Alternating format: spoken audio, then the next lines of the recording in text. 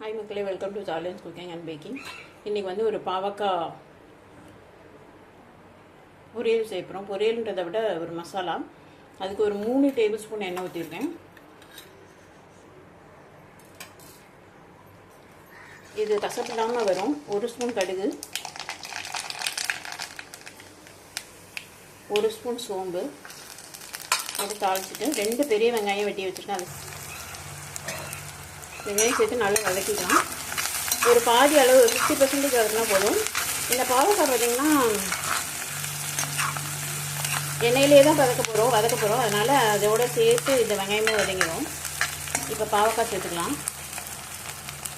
பாவக்காவை இது மாதிரி ரவுண்டாக வெட்டிக்கோங்க, மெல்லிசா. அப்போ தான் நல்லா வதங்கி நல்லா டேஸ்ட்டாக வரும் இந்த பொரியல். ஒரு மூடி வச்சு நல்லா குக் பண்ணிடலாம். இதை தண்ணியெலாம் ஊற்றக்கூடாது, அப்படியே எண்ணெயிலே வதங்கணும் இந்த காய்.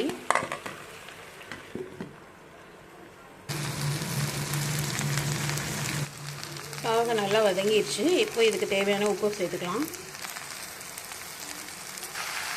இது தேவையான மிளகாத்தூளும் மஞ்சள் சேர்த்துக்கலாம். இதுக்கு ஒரு 3 ஸ்பூன் மிளகாத்தூளும் 1 ஸ்பூன் மஞ்சள் தூளும் போடணும். இது நல்லா கிண்டி விடலாம். இது வந்து இந்த எண்ணெயிலே நல்லா வேகணும். இந்த காய் நல்லா ரோஸ்ட் ஆகி முடிகிறதுக்குள்ளே இந்த மசாலா வாசனை போயிடும். மசாலா சேர்த்த உடனே இதில் ஒரு 2 தக்காளி பொடியாக வெட்டி சேர்த்துக்கோங்க.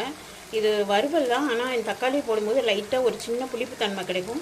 ரொம்ப டேஸ்ட்டாக இருக்கும் இந்த பாவக்காய். அதுக்காக இது நல்லா குக் ஆயிரும். இந்த பாவக்காய் வதங்குறதுக்குள்ளே இதோடு சேர்த்து நல்லா குக் ஆயிரும். தக்காளியை வந்து இது மாதிரி நல்லா உள்ளே தள்ளி மேலே காய் போட்டிட்டிங்கன்னா அது சூப்பராக நல்லா வதங்கி ஒன்றோட ஒன்று நல்லா ஒன்று சேர்ந்துடும், மேஷ் ஆகி. சூப்பராக ரெடி ஆகிடுச்சு பாவக்காய் ரோஸ்ட்டு.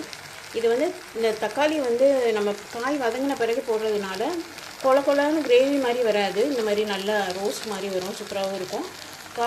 கசப்பும் கம்மியாயிரும். உங்களுக்கு டேஸ்ட்டும் நல்லா ஒரு சின்ன ஒரு புளிப்பு தன்மையோட நல்லா சூப்பராக இருக்கும். நீங்களும் கண்டிப்பாக ட்ரை பண்ணுங்கள். உங்களுக்கு பிடிச்சிருந்தா சேனலை சப்ஸ்கிரைப் பண்ணிக்கோங்க. தேங்க்யூ ஃபார் வாட்சிங்.